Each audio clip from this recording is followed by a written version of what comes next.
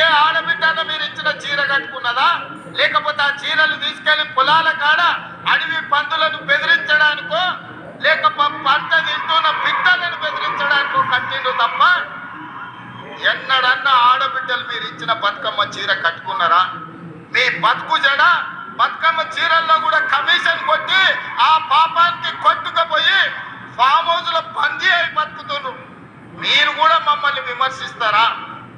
ఇవాళ 1 కోటి మంది ఆడబిడ్డలకు పాలపిట్ట చీరలు పోయిన సంవత్సరం ఇచ్చిన, ఈ సంవత్సరం డిసెంబర్లో మళ్ళీ మా అక్కలకు సారె కింద చీర పంపిస్తున్నా.